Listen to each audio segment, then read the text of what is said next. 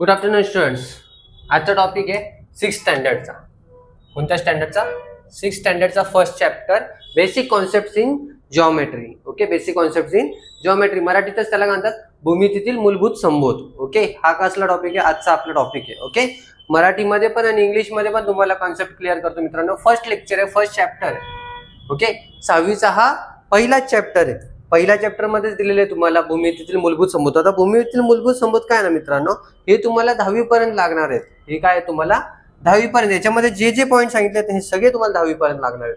6वीला तर लागेल, 6वी 7वी 8वी 9वी 10वी, आता इथून पुढे 10th पर्यंत तुम्हाला ते टॉपिक लागणार आहेत. ओके, त्यामुळे प्रत्येक पॉईंट हा प्रॉपर लक्ष देऊन पहा. ओके, सगळ्यात पहिले काय ना मित्रांनो, सगळ्यात पहिलं तुम्हाला जे दिलेलं आहे बुक मध्ये तो दिलेला आहे पॉईंट. ओके, ही जी लाईन असते ना, हा जो डॉट असतो ना मित्रांनो, सॉरी, हा जो डॉट असतो ना, या डॉटला काय म्हणतात मराठीमध्ये? पॉईंट. मग तो कोणताही असो. ओके, तुम्ही असा कोणताही डॉट काढा, 1 2 3 4 5 6, कोणताही डॉट काढा, कोणताही डॉट काढा, त्या डॉटला काय म्हणणार?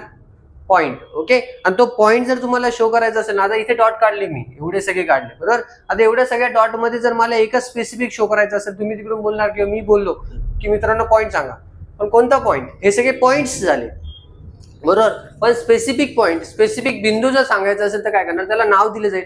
जसं स्पेसिफिक मुलगा सांगायचा असेल तर त्याला नाव दिलं जातं, सेम इथे पॉईंट सांगायचं असेल तर नाव दिलं जाईल.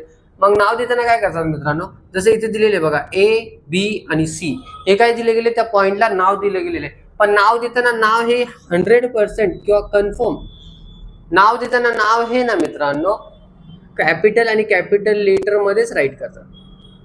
फक्त कॅपिटल लेटर मध्ये राईट करतात. स्मॉल लेटर मध्ये राईट केले जाणार नाही. असा तुम्ही लिहू शकत नाही. बी तुम्हाला कॅपिटल लेटर मध्येच लिहावा लागतो पॉईंट शो करण्यासाठी, बिंदू शो करण्यासाठी. मराठीमध्ये त्याला म्हणतात बिंदू. ओके, मग हा ए पण बिंदू आहे, बी पण बिंदू आहे, सी पण बिंदू आहे. ए बी आणि सी तिघं काय? पॉईंट्स. ओके, तिघं काय? पॉईंट्स. एकच असेल तर तो पॉईंट असतो, आणि हे अनेक आहेत त्यामुळे ते पॉईंट्स झाले, अनेक झाले त्यामुळे ते पॉईंट झाले. मराठीमध्ये त्यांना करणार बिंदू. मग बिंदू म्हणजे काय? असा कोणताही डॉट, त्याला काय म्हणणार? बिंदू. मराठीमध्ये बिंदू, इंग्लिशमध्ये पॉईंट. आणि त्याला नाव जर द्यायचं असेल तर तुम्ही काही नाव द्या, PQRSZT, पण तो कॅपिटललाच असला पाहिजे, मोठ्या लिपीमधलाच असला पाहिजे. ओके, कॅपिटल म्हणजेच मोठ्या लिपीमधला असला पाहिजे. ओके, कॅपिटल म्हणजेच काय? मोठी लिपी, ABCD मधली मोठी लिपी. ओके, दुसरा तुम्हाला पॉईंट काय दिलेला आहे ना मित्रांनो, हा झाला तुमचा बुक मधला फर्स्ट पॉईंट. सेकंड पॉईंट काय दिलेला आहे? तुम्हाला दिलेला आहे रेषाखंड. मराठीमध्ये काय म्हणणार आपण त्याला? रेषाखंड. आणि इंग्लिशमध्ये काय म्हणतात त्याला? Line segment. काय म्हणतात त्याला इंग्लिशमध्ये? Line segment. आता लाईन सेगमेंट म्हणजे काय? आता आपल्याला माहिती लाईन. ओके, आपल्याला लाईन माहिती असते. जसं की तुम्हाला सांगितलं एक लाईन काढा. ओके, एक लाईन काढा, उभी काढा, आडवी काढा, कशी पण काढा. तुम्हाला जर सांगितलं लाईन काढा, तुम्ही काढणार. ही लाईन झाली, ही पण लाईन झाली, ही पण लाईन झाली, ही पण लाईन झाली, आणि ही पण लाईन झाली. या काय झाल्या? लाईन झाल्या. या काय झाल्या? लाईन झाल्या. ही पण काय मित्रांनो? लाईन आहे. ह्या सगळ्या लाईन आहे. मग आता लाईन आणि लाईन सेगमेंट मध्ये काय फरक आहे? ओके, या सगळ्या लाईन काढल्या मित्रांनो, पण लाईन कशा असताना ह्या अनंत असतात. सपोज मी ही लाईन आहे, आता मी एवढी लाईन काढली. ओके, मी ही लाईन काढली, त्यानंतर जर तुम्ही मला बोलले सर अजून मोठी काढा, तुम्ही म्हणलं ठीक आहे काढतो मोठी. मग हिला मी काय करेल? अजून वाढवेल. हिला काय करेल? अजून मोठी वाढवेल. ओके, सपोज तुम्ही बोलले सर ही उभी आहे ना, ही थोडी छोटी झालेली, हिला अजून मोठी करा. तर हिला अजून मोठी करायची असेल, ही केली मोठी. हिला अजून मोठी करा, ही पण केली मोठी. हिला अजून मोठी करा, ही पण केली. हिला करा मोठी, ही केली मोठी. हिला करा मोठी, ही केली मोठी. ओके, जर तुम्हाला लाईन वाढवायची असेल तर तुम्ही लाईन वाढवू शकतात. किती पण वाढवा, किती पण, बोर्डच्या बाहेर जरी घेऊन गेला तरी चालेल. सो तुम्ही लाईन किती पण वाढवू शकतात. ओके, लाईन, रेषा तुम्ही कितीही वाढवू शकतात. ओके, पण लाईन सेगमेंट हा तुम्ही वाढवू शकत नाही. का? कारण लाईन सेगमेंटच्या आहे ना एंडला मित्रांनो असे पॉईंट दिलेले असतात, बिंदू दिलेले असतात, असे 2 डॉट असतात. ओके, हे 2 डॉट म्हणजेच काय असतं ना, ती लाईन वाढवू शकत नाही. ती लाईन वाढवू शकत नाही. ते 2 डॉट जर असतील तर ती लाईन इथून पुढे वाढवू शकत नाही. त्यालाच काय म्हणतात? Line segment. जर असे पॉईंट असतील तर हा इथपर्यंतच वाढेल. याला पॉईंट आहे का शेवटी? नाही. मग याला किती वाढवा तुम्ही, काय फरक नाही पडेल. याला तुम्ही अनंत वाढवू शकतात. पण जर त्याला पॉईंट आला असा बिंदू,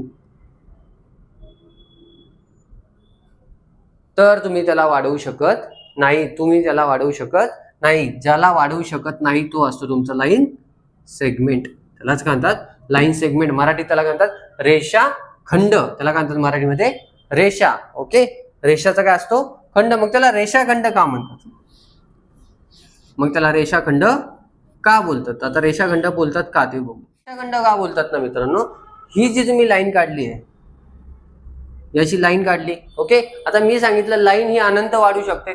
सो अनंत म्हणजे तुम्ही हिला इकडे किती वाढवा, हिला इकडे किती वाढवा, पण मला जर ती तेवढी पाहिजेच नसेल, मला जर स्पेसिफिक त्या लाईन मधला स्पेसिफिक, ही सपोज ही लाईन आहे. ओके, लाईनला दोघी साईडला ॲरो असतात, हे लक्षात ठेवा. ओके, लाईनला दोघी साईडला ॲरो असतात, वाढवायची असेल तर तुम्ही अशी वाढवू शकतात. ओके, आता मला स्पेसिफिक त्याच्यामधला एकच थोडासा तुकडाच पाहिजे, फक्त एवढाच पाहिजे. एवढी मोठी लाईन, एवढी मोठी तिचं सपोज दोरी असेल. ओके, पण मला स्पेसिफिक मधला तुकडाच पाहिजे त्या दोरीचा. सो मधला तुकडाच पाहिजे त्या लाईन मधला, हा तुकडा काढला मी, मला एवढंच पाहिजे. 2 मीटर 4 मीटर 10 मीटर जो काय असेल मला एवढंच पाहिजे. आणि तो तुकडा तोडला मी, काय केला, तो तुकडा त्याच्यामधून तोडला. त्याच्यामधून तोडल्यानंतर काय होईल, असा त्याचा तुकडा पडेल. आता इथून पुढे तो वाढणार आहे का, नाही वाढू शकत. इथून पुढे त्याला जर वाढवायचं असेल तर काय करावं लागेल, इथं गाठण बांधावी लागेल आणि गाठण बांधून तो वाढवला जाईल. ओके, इथे पण काय करावं लागेल, गाठण बांधून ते पुढे वाढवलं जाईल. मग इथे तर गाठणच आहे ना, ही गाठण आहे म्हणजे हा काय झाला, त्याच्यामध्ये खंड पडलाय. त्याच्यामध्ये काय पडलाय, खंड पडलाय, म्हणून हा लाईन सेगमेंट असतो. तुम्ही किती केलं, एकदा का दोरी कट झाली तर तुम्ही तिला परत मोठी करू शकत नाही, जोपर्यंत तुम्ही गाठण देत नाही. गाठण दिली म्हणजे तो झाला तुमचा लाईन सेगमेंट, म्हणजेच तो काय झाला तुमचा रेषाखंड. खंड तर पडलाच ना, तो काय पडला, खंड. आता जसे आपले 7 खंड आहे. ओके, आपल्या पृथ्वीवर किती खंड आहेत, 7 खंड आहे. खंड म्हणजे काय, ते तुकडे आहेत ना, पृथ्वीवर असलेले हे जमिनीचे काय तुकडे. ओके, हे काय आहेत आपले 7 खंड, जमिनीचे तुकडे झालेत ना. हा पण तुकडा आहे, हा कसला तुकडा आहे, पण हा लाईनचा तुकडा आहे. ओके, ही लाईन बघा मित्रांनो, लाईन असेल ना, ते बघा ही पूर्ण अशी लाईन असते, याला काय म्हणतात लाईन. दोघी साईडला ॲरो असतील तर ती असते लाईन, पण त्या लाईन मधला छोटासा तुकडा बाहेर काढला, हा काय झाला, हा तुकडा म्हणजे काय असतो, खंड. कसला खंड आहे, पण तो रेषेचा खंड, म्हणून रेषाखंड. ओके, अशी आपली पूर्ण सुरुवातीला ज्यावेळेस पृथ्वी होती ना, ही अखंड होती. या पृथ्वीवर आहे ना असा गोल होता, हा पूर्ण जमिनीचा एक तुकडा होता मित्रांनो. ओके, तुम्ही हिस्ट्रीमध्ये शिकलेला असणार, सॉरी जिओग्राफीमध्ये शिकलेला असणार, हे पूर्ण आपल्या समुद्राचं पाणी पृथ्वीवर, आणि हा मध्ये मोठा जमिनीचा गोल होता मित्रांनो. ओके, नंतर त्याचे तुकडे पडत गेले, नंतर त्याच्यामध्ये असं पाणी गेलं, नंतर त्याचे असे तुकडे झाले, इकडे पण तुकडा गेला, इकडे पण तुकडा गेला. ओके, इथे काढून दाखवतो तुम्हाला, बघा असं जमीन होती मित्रांनो, ही पृथ्वी होती मित्रांनो पूर्ण. या पृथ्वीवर आहे ना जमिनीचा हा अखंड भाग होता. आताची जमीन असे दक्षिण अमेरिका, उत्तर अमेरिका ज्याच्यामध्ये पाण्याचा भाग आलेला आहे, तो पहिले पाण्याचा भाग नव्हता. ही पूर्ण अशी जमीन होती. त्याच्यामध्ये काय झाली, असे तुकडे झाले. मग एक भाग इकडे गेला, एक भाग इकडे गेला, एक भाग इकडे गेला, आणि एक भाग इकडे गेला, काही भाग मध्ये राहिला. ओके, सो हे जे झाले ना, हे तुकडे झाले, या तुकड्यांना म्हणतात खंड. ओके, म्हणून आपण म्हणतो खंड, 7 खंड. तसेच हा पण एक खंड आहे. हा खंड कसला आहे, हे पूर्ण अखंड रेषा आहे, त्या रेषेचा हा तुकडा बाहेर काढलाय, म्हणून हा काय झाला, खंड. तर तुकडा बाहेर काढला ना, म्हणून हा खंड झाला. ओके, हा काय, म्हणून त्याला म्हणतात रेषा खंड, म्हणून त्याला म्हणतात रेषा खंड. समजलं मित्रांनो, हा काय झाला, रेषाखंड. लाईन सेगमेंट आणि लाईन. ओके, लाईन सेगमेंट आणि लाईन. लाईन सेगमेंट म्हणजे तो रेषाखंड, आणि लाईन म्हणजे काय, रेषा. लाईन म्हणजे काय, रेषा. पुढे रे. आता रे म्हणजे काय ते समजून घेऊया. आता रे म्हणजे काय मित्रांनो, रे म्हणजे काय, किरण. किरण म्हणजे काय, जसं की आपण म्हणतो की किरण माझ्या डोक्यावर येत आहेत, किरण माझ्या डोळ्यावर येत आहेत. ओके, किरण म्हणजे काय, आपल्या सूर्याची पण किरण असतात. सपोज आज सन असेल तर हे किरण आपल्या अंगावर येतात, सकाळची किरणे चांगली असतात असं म्हणतो आपण. ओके, आता किरण ही अशी येतात ना मित्रांनो, ही परत सूर्याकडे जातात का, अशी नाही जात, ते फक्त समोर येतात. टॉर्च पण आपण ज्यावेळेस ऑन करतो त्यावेळेस टॉर्चचं पण काय होतं, लाईट रिफ्लेक्ट होतो, तो समोरच होतो. तो मागे जातो का टॉर्चकडे, तो मागे टॉर्चकडे जात नाही, तो समोर जातो. ओके, सो एका पॉइंट पासून तो चालू होतो. म्हणजे सपोज हा जर टॉर्च असेल, माझं ड्रॉइंग एवढं चांगलं नाही मित्रांनो, समजून घ्या. ओके, सपोज हा जर टॉर्च असेल तर इथून तिची प्रकाश पडेल, तो असा समोरच जाणार, मग तो किती दूर जाईल. Okay, depend on that torch. Okay, तो कितीही पुढे जाईल.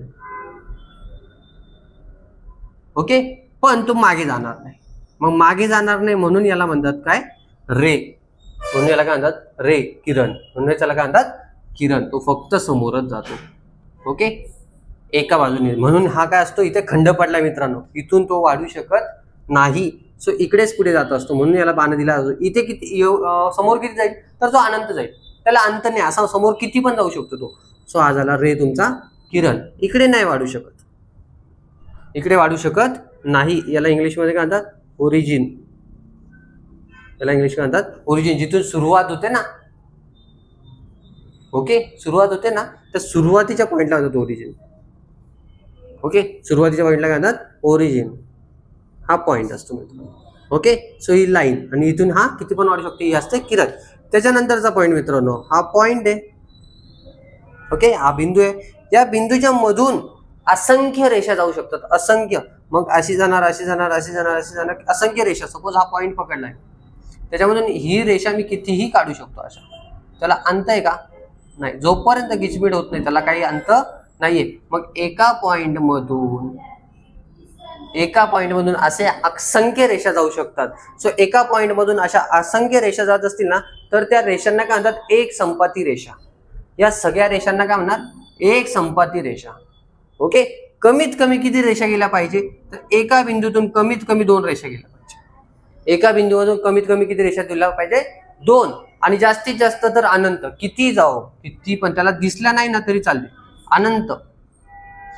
सो त्या रेषांना काय म्हणणार, या 2 असतील तरी पण या रेषांना काय म्हणणार, एक संपाती रेषा. आणि अनंत असतील तरी त्या एक संपाती रेषा. फक्त त्या एका बिंदूमधून गेल्या पाहिजे, फक्त त्या एका बिंदूमधून गेल्या पाहिजे. मग 2 पेक्षा जास्त, जर एकच असेल तर, मग एक असेल तर ती फक्त रेषा झाली मित्रांनो. एकच असेल तर ती रेषा झाली. एक संपाती रेषा म्हणजे काय, तर एक संपाती रेषा म्हणजेच एका बिंदूमधून जाणाऱ्या असंख्य रेषा, म्हणून त्याला एक संपाती रेषा म्हणतात. सो रेषा म्हणजे फक्त लाईन, रेषा म्हणजे फक्त लाईन. ओके, पण त्या रेषा एक संपाती असतील तर त्या अनेक लाईन, एका बिंदूतून जाणाऱ्या 2 पेक्षा अनेक लाईन. पुढचा अनेक लाईन एक संपाती रेषा म्हणजे. आणि त्याच रेषेला इंग्लिशमध्ये काय म्हणतात, कॉन्करंट लाईन. काय म्हणतात, कॉन्करंट लाईन. पण तो जो बिंदू असतो त्या बिंदूला काय म्हणणार, या लाईनला आता म्हटलो आपण एक संपाती रेषा, कॉन्करंट लाईन. पण त्या बिंदूला काय म्हणतात, तर संपात बिंदू म्हणतात मित्रांनो. काय म्हणतात, संपात बिंदू, पॉइंट ऑफ कॉन्करन्स. काय म्हणतात, पॉइंट ऑफ कॉन्करन्स. त्या बिंदूला म्हणतात पॉइंट ऑफ कॉन्करन्स. आणि रेषांना काय म्हणतात, एक संपाती रेषा. समजलंय. मग हा जो बिंदू असेल 2 रेषांमधला, तो पण संपात बिंदू.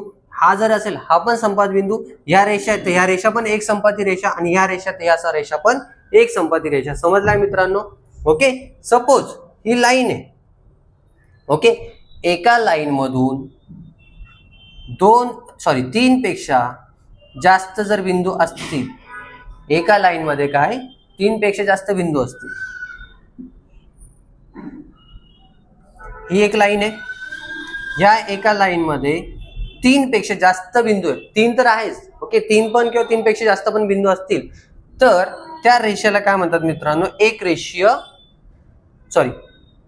तर त्या बिंदूंना काय म्हणतात मित्रांनो, एक रेषीय बिंदू. त्या बिंदूंना काय म्हणणार, एक रेषीय बिंदू. एक रेषा आणि त्याच्यावरचे बिंदू, तो ते झाले एक रेषीय बिंदू. आणि इथे काय होतं, तो बिंदू एकच आहे, त्याच्यामधून जाणाऱ्या रेषा अनेक. इथे काय, रेषा एक आहे, त्याच्यामध्ये बिंदू अनेक. ओके, म्हणून या बिंदूंना काय म्हणणार, एक रेषीय बिंदू. या रेषांना, या बिंदूंना काय म्हणतात मित्रांनो, एक रेषीय बिंदू. समजलं. इंग्लिशमध्ये काय म्हणणार मित्रांनो, कोलिनियर पॉइंट. इंग्लिशमध्ये त्यांना काय म्हणतात, कोलिनियर पॉइंट. इंग्लिशमध्ये त्यांना काय म्हणतात, कोलिनियर पॉइंट. एका रेषेमधले बिंदू येते मित्रांनो. एका रेषेमध्ये अनेक बिंदू, 3 पेक्षा जास्त. मग 2 का बरं नाही सर, जर ही एक रेषा याच्यामध्ये जर 2च बिंदू असतील ना मित्रांनो, तर अखंड झाला लाईन सेगमेंट. हे बघा 2च बिंदू, मग हा रेषाखंड होऊन जाईल लाईन सेगमेंट. 3 असतील तर, मग 3 लाईन असतील तर कोलिनियर पॉइंट.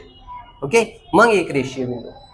ओके, पण जर सपोज हा बिंदू इथे, हा बिंदू इथे, हा बिंदू इथे, सो हा सरळ लाईन होणार आहे का मित्रांनो, ही सरळ लाईन नाही होणार. मग तिला काय म्हणणार, न रेषीय, न एक रेषीय. तिला काय म्हणणार, न एक रेषीय. न एक रेषीय म्हणजे एका रेषेमध्ये नाही. न एक रेषीय, एका रेषेमध्ये नाही. हे बिंदू एका रेषेमध्ये नाही. इथे एक असेल, इथे एक असेल, इथे एक असेल, इथे एक असेल. सो एक रेषीय बिंदू नाही येते, म्हणून न एक रेषीय. इंग्लिशमध्ये non collinear point. Okay, non collinear points, collinear points. समजलंय मित्रांनो, हा पूर्ण point. Okay, so next chapter पुढच्या लेक्चरमध्ये. Okay, have a good day.